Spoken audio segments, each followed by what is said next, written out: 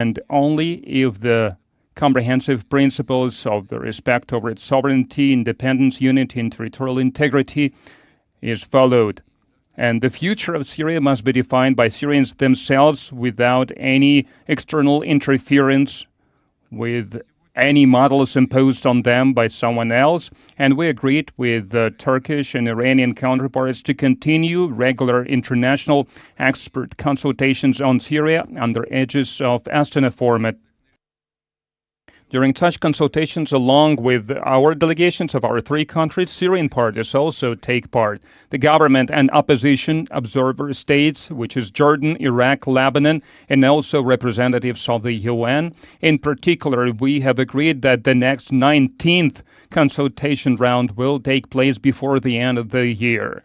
We also plan to host consultations of the foreign ministers of the Astana-format states, and we paid a lot of attention towards the Constitutional Committee activities. I would like to remind you that it was established due to the concerted efforts of diplomats of our three countries and opposition and civic society, and allow them to talk directly to each other and agree on the parameters of the future government of their own country, along with the Iranian and Turkish counterparts, along with the special envoy of the UN Secretary General on Syria, are ready to facilitate the work of this committee.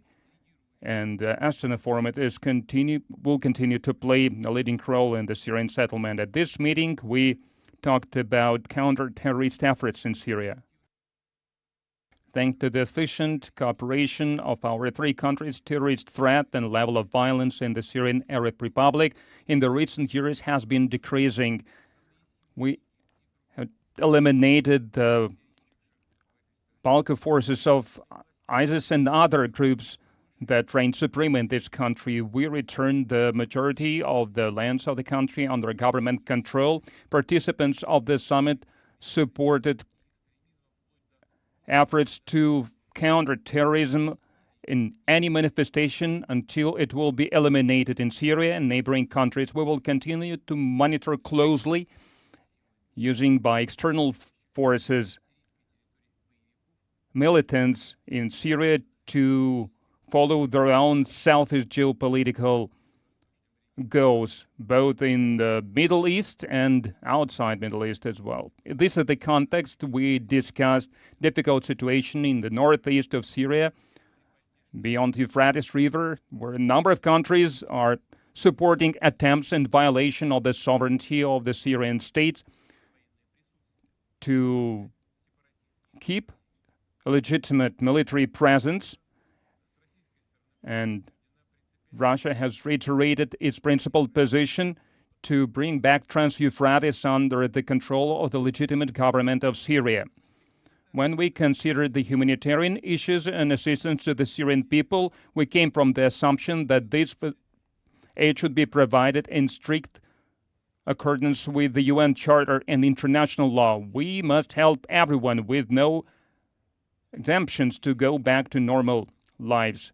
And I would like to address international community and humanitarian agencies of the UN to enhance support of the Syria by restoring basic infrastructure, sites of water and power supplies, schools, hospitals, and also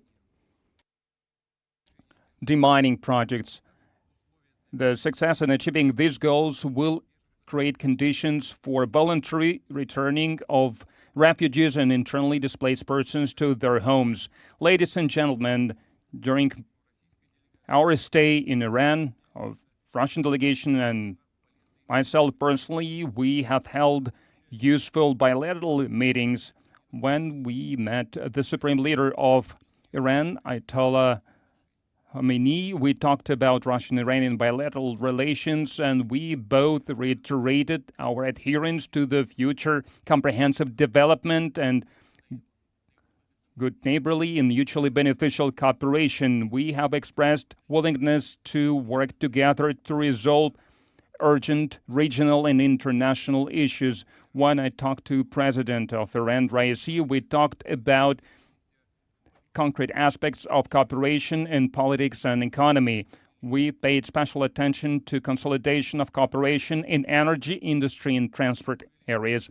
We agreed on implementing large-scale joint projects and use national currencies and mutual settlements between our countries.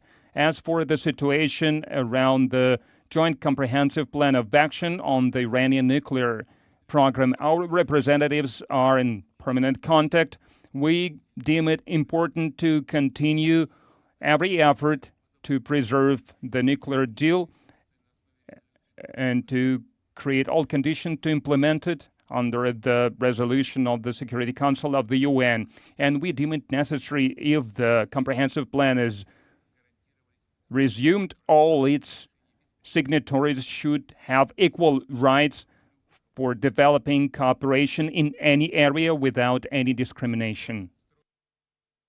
At the bilateral meeting with the President of Turkey, Mr. Erdogan, we stated that Russian-Turkish cooperation is progressing along various tracks, and we also talked about the problem of food security and cooperation on facilitating exports, both Russian and Ukrainian cereals, to the world markets.